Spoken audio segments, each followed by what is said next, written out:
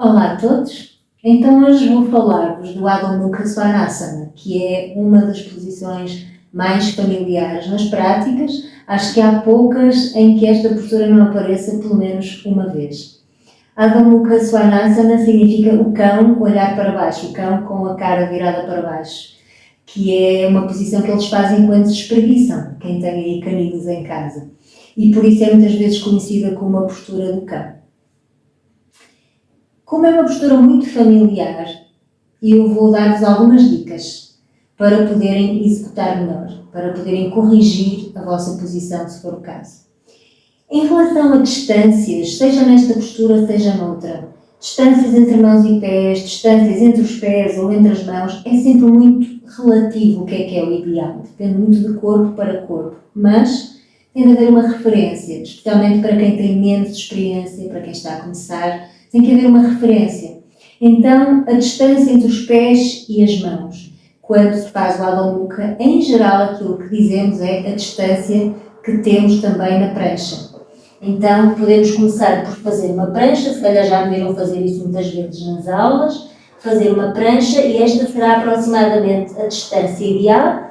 E levamos a bacia e aqui podemos fazer um pequenino ajuste com os pés ligeiramente para a frente, desde que não seja muito para a frente, ok?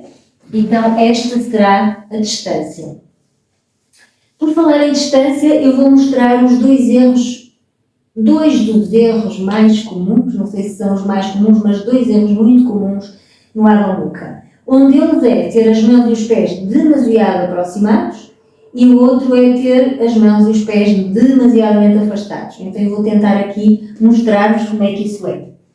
Então, se este é habitualmente o meu Adho Mukha, um Adho Mukha muito apertado, muito fechado, seria assim, por exemplo.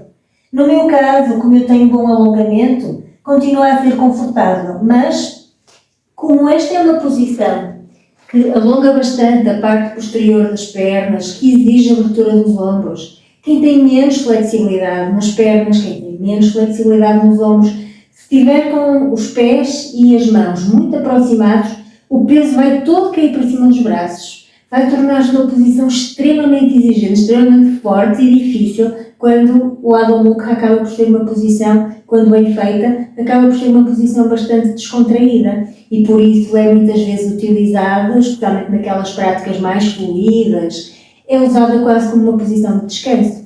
Não que seja um asana, uma postura em que estamos ali a dormir, em que não haja, em que o corpo não seja requisitado, mas é uma posição confortável para a maioria. Então, mãos e pés muito próximos, já viram, não queremos isso. Mãos e pés muito afastados seria algo assim. Então, começando novamente pela referência, que é esta, a minha referência. Mãos e pés muito afastados seria algo assim, ok? Que ficamos sem base, ficamos sem centro, fica difícil manter a posição também. Não é? Aqui no centro perdemos integridade na posição. Ok? Então estes são dois erros muito comuns.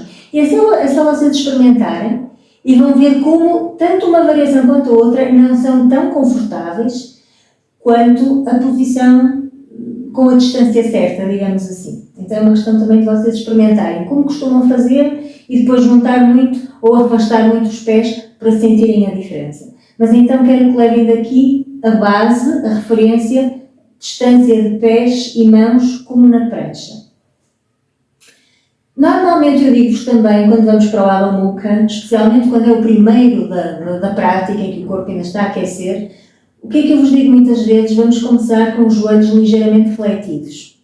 E porquê? Precisamente porque a postura alonga bastante aqui os isquiotibiais, esta musculatura posterior da coxa, e quando, barulho dos vizinhos, e quando ainda estamos com o corpo a aquecer, é natural que esta musculatura possa estar ainda mais tensa, mais fria, mais encurtada, e por isso, para facilitar, dobramos um pouquinho os joelhos. Agora, um erro muito comum que eu vejo quando eu digo para dobrar os joelhos é fazerem isto. Então, as pessoas muitas vezes dobram os joelhos e fazem isto. Transferem o peso para a frente, como se fossem dobrar os joelhos para apoiar os joelhos no chão.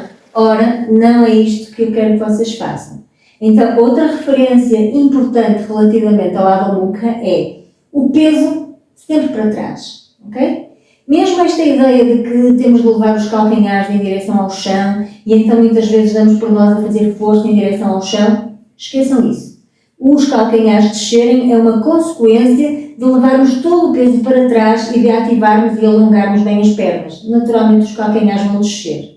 Então, quando estão no Adho Mukha, eu quero que vocês pensem em levar o peso para trás, ok? Como se alguém vos empurrasse aqui pelas omoplatas ou pela zona dos rins e empurrasse o tronco para trás. Há um exercício que se faz, que se pode fazer 2 a 2, de passar uma fita aqui à volta das pernas e puxar a pessoa para trás, ou seja, o peso é para trás, como se quiséssemos tirar todo o peso dos braços e levar todo o peso para as pernas, ok?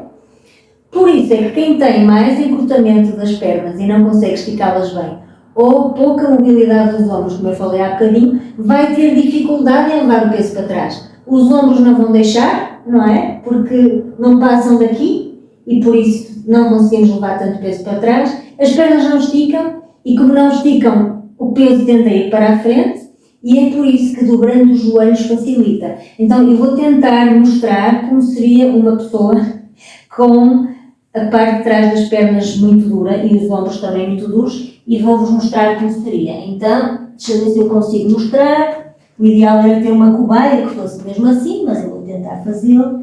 Então, uma pessoa que não consegue esticar naturalmente as pernas e que tem também rigidez nos ombros, é muito frequente encontrar as duas coisas, pessoas pouco flexíveis da cabeça aos pés e muitas vezes acontece isto.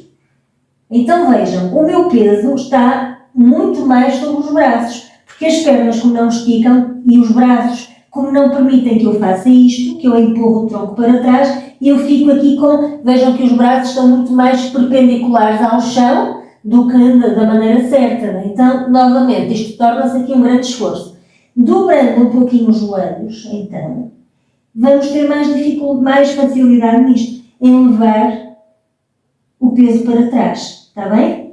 Quem tem pouca flexibilidade nas pernas quando tenta esticar, claro, como tem pouca flexibilidade, o peso vai para a frente. Então, não se preocupem em esticar as pernas completamente, dobrem um pouquinho os joelhos, não precisa de ser muito, senão também vão ficar aqui um esforço nas pernas e não é o objetivo. O objetivo não é levar os joelhos para o chão, tá? Então, em vez das pernas estarem assim esticadas, dão uma quebrazinha nos joelhos e levam todo o peso para trás. Por isso, nesta posição, imaginem sempre que está alguém a puxar-vos pela anca para trás, que está a puxar-vos pelas pernas para trás e, portanto, a linha de força é sempre para trás. Queremos levar todo o peso lá para trás. Certo? Muito mais haveria a dizer sobre o Adho Mukha, mas acho que já foi muita informação para começar. Num outro vídeo eu voltarei a falar desta posição para vos dar mais algumas dicas. Então espero que seja útil e até à próxima.